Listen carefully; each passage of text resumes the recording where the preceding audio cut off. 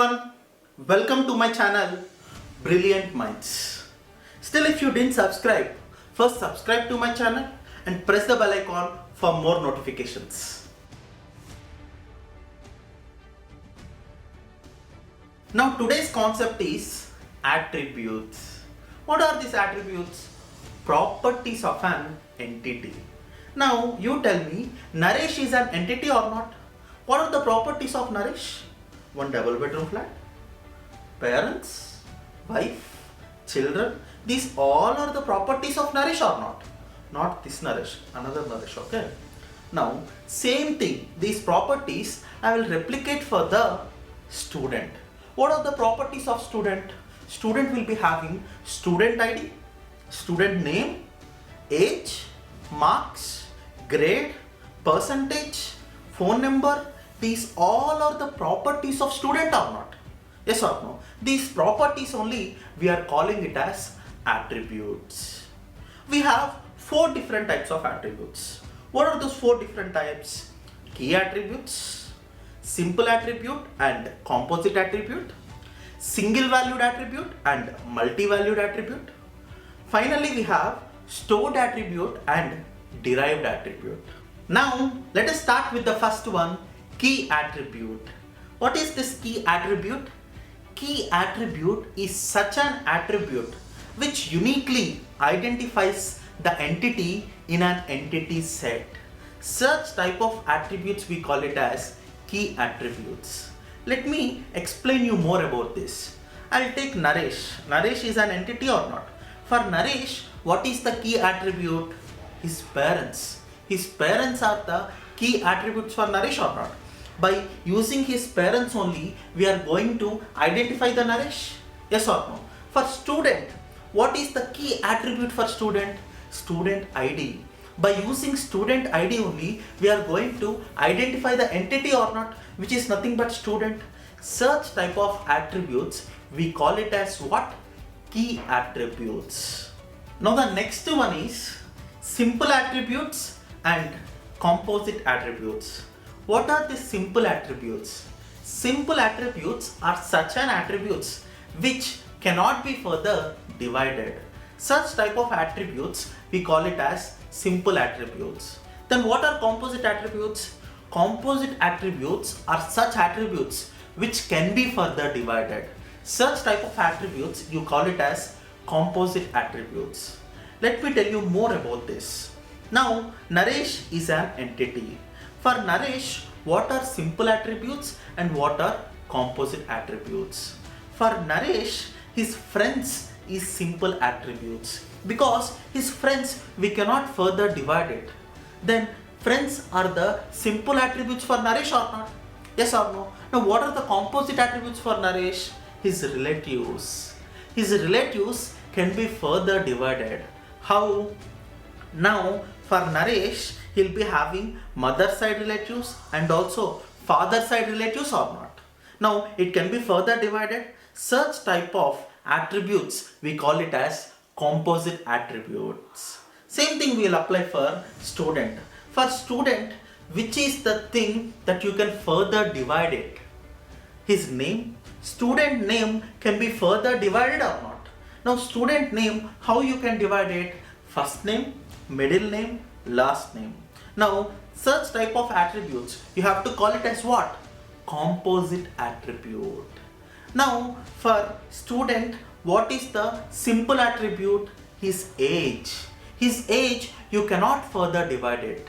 Such type of attributes you call it as simple attributes.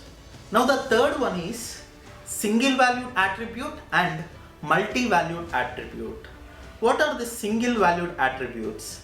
Single valued attributes are such attributes which can hold only one value. Such type of attributes we call it as single valued attributes. Now what are these multi-valued attributes?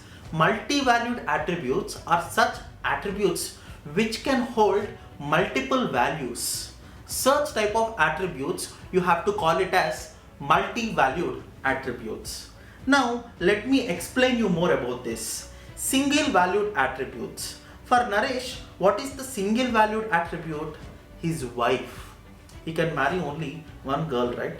Only one wife he will be having. Such type of attributes you have to call it as single valued attributes. Then what are the multi-valued attributes for Naresh? His children. His children, it can be in multiple, 1, 2, 3, yes or no. Such type of attributes you have to call it as multi-valued attributes. Now, shall we apply the same thing for student? For student, what is the single valued attribute? His marks. His marks is single valued or not? Only one value it will be? Yes or no? It can be 100, 200, only one value. Now, what is the multi-valued? Multi-valued attribute is his mobile number. He may have 2 mobile numbers, 3 mobile numbers also. It can be anything, yes or no. Such type of attributes, you have to call it as multi-valued attributes. Let me tell you one more example of single valued attributes. His Aadhaar number. Your Aadhaar number is single valued attribute. You will be having only one Aadhaar number or not? Yes or no? Such type of attributes, we have to call it as single valued attributes. Now, finally we have stored attribute and derived attribute. What is this stored attribute? Which cannot be derived further. Such type of attributes, you have to call it as stored attribute. Then what is derived attribute? Which can be further derived. Such type of attributes, you have to call it as derived attributes. Let me explain you about this. First, I will explain about derived attribute. What is derived attribute? Which can be further derived.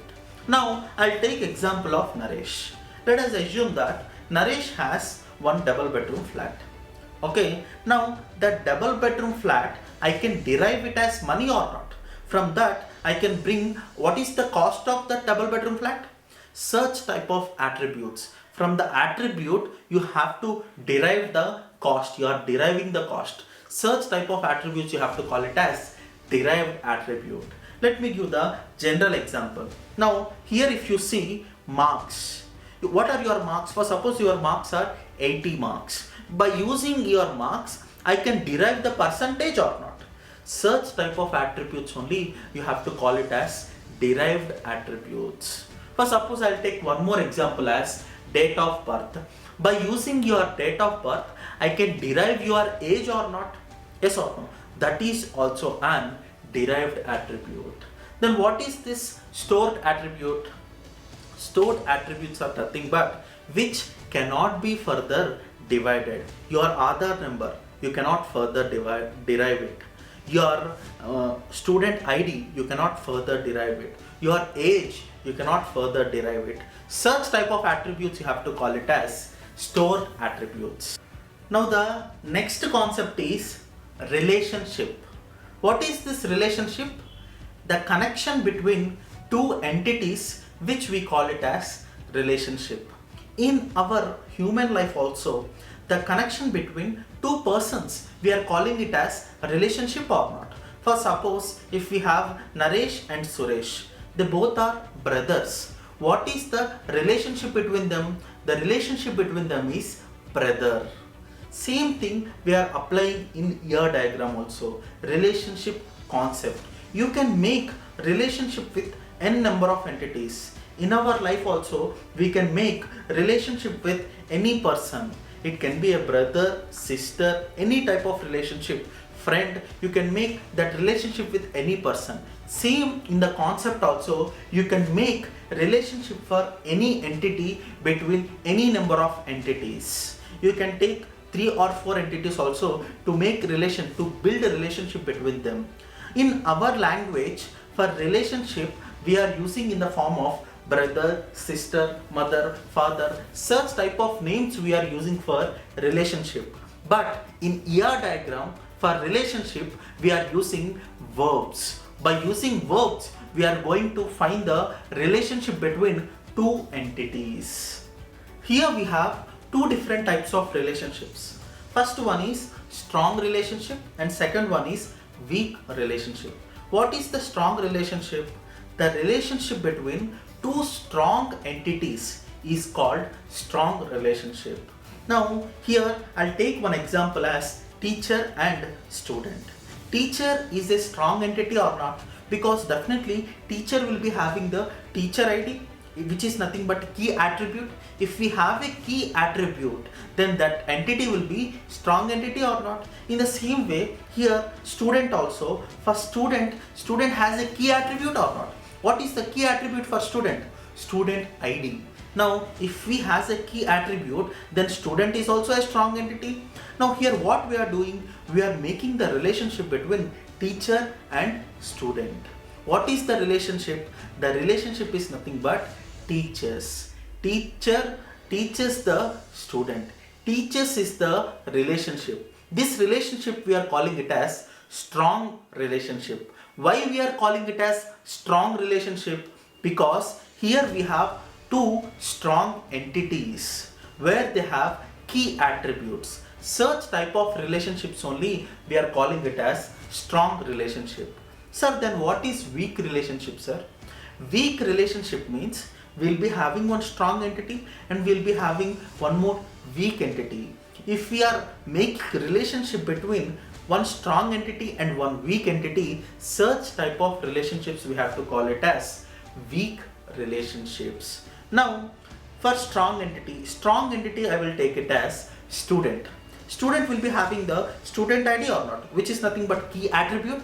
Then such type of entities we are calling it as what? Strong entities. Now what is the weak entity? Here parents. Parents are dependent on student or not? Why parents are dependent on student? Because in college student will be having the student ID, but parent will be not having the parent ID or not. It means how they are recognizing them? They are recognizing through student only. Student has parents. Has is nothing but relationship. They are dependent. Parents are dependent on student. This relationship then we are calling it as weak relationship. Why we are calling it as weak relationship? Because here parents are not having any parent ID. If they don't have any key attribute, such type of entities we have to call it as weak entity. If they have key attribute, such type of attributes you have to call it as what? Strong attribute. We are making the relationship between strong entity and weak entity. If you are making a relationship between strong entity and weak entity, such type of relationships we will call it as weak relationship. Not only that, if you are making a relationship between weak entity and weak entity where they don't have any key attributes, such type of relationships also we call it as weak relationship only. Now the next thing what we have to discuss is degree of relationships. What is this degree of relationships?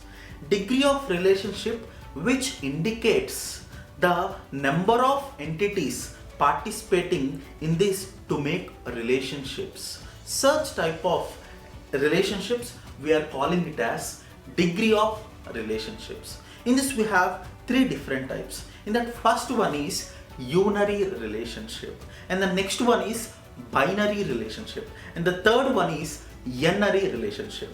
Let us start with the first one, unary relationship. What is this unary relationship?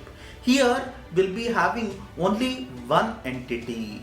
If we have only one entity, such type of relationships we have to call it as unary relationships. How is that possible to make relationship with only one entity? For suppose Naresh is there. Naresh is standing in front of one mirror. Now Naresh is talking with Naresh only, which is inside the mirror. Yes or no? It means I am making a relationship with myself or not? Naresh talks to Naresh. Here Naresh is only one entity. If we have only one entity, such type of relationships we will call it as unary relationship. Can I take one more example? Now person get married to person only. Yes or no? Here person is the entity.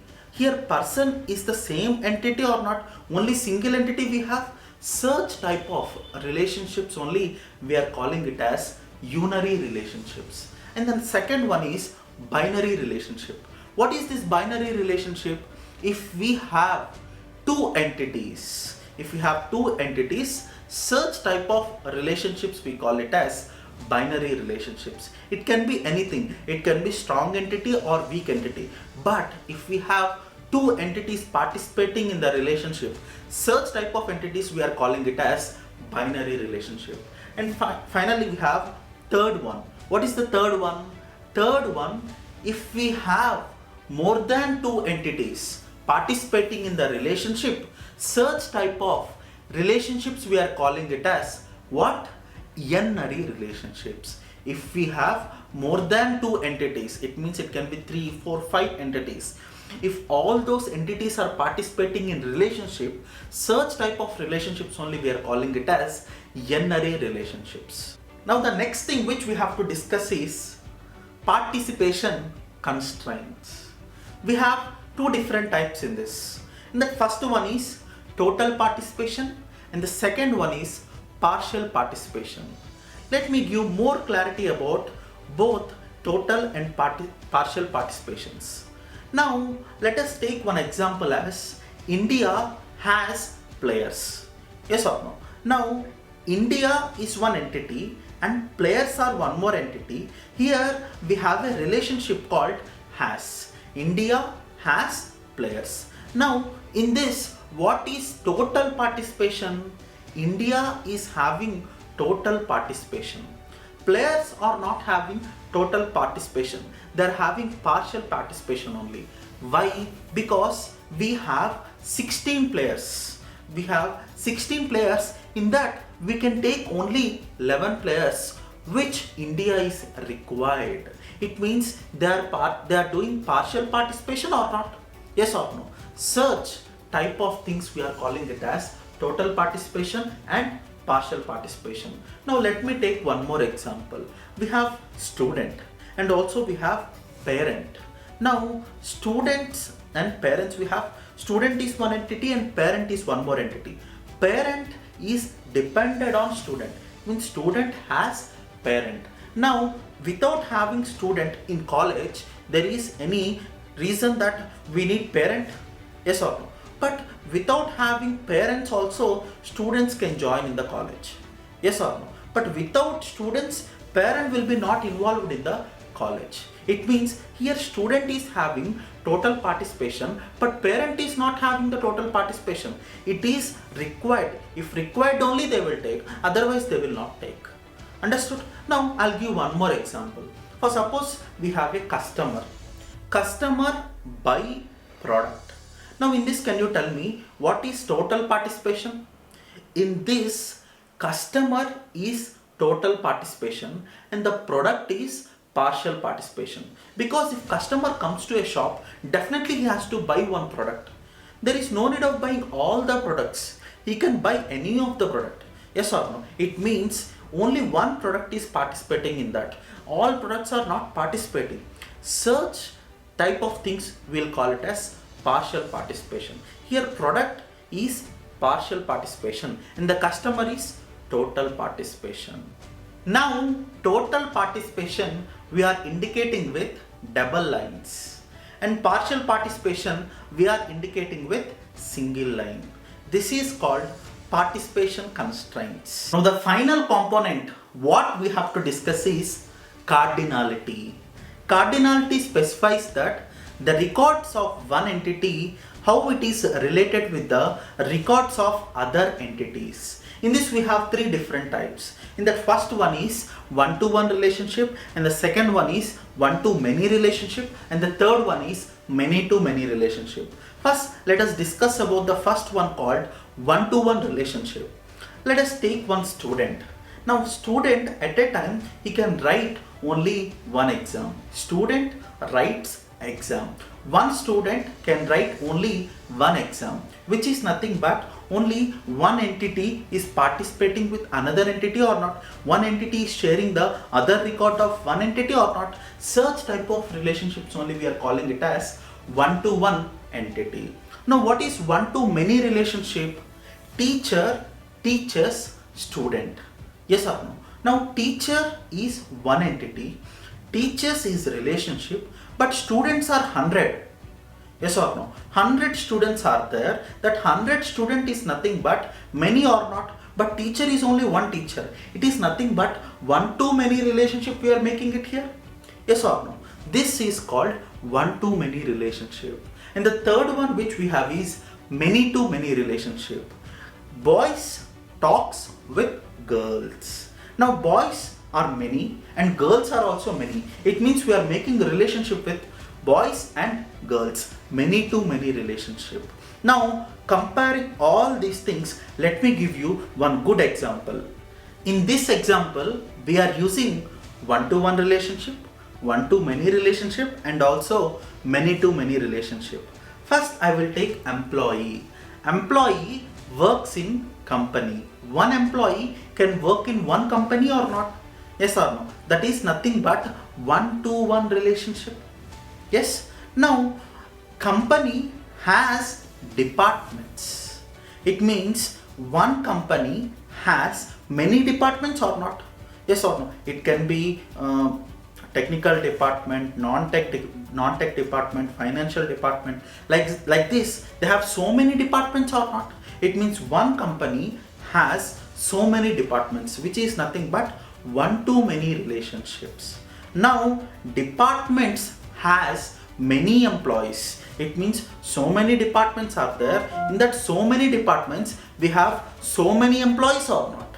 This is nothing but many-to-many relationship. Finally, we are done with the concept of ER diagrams.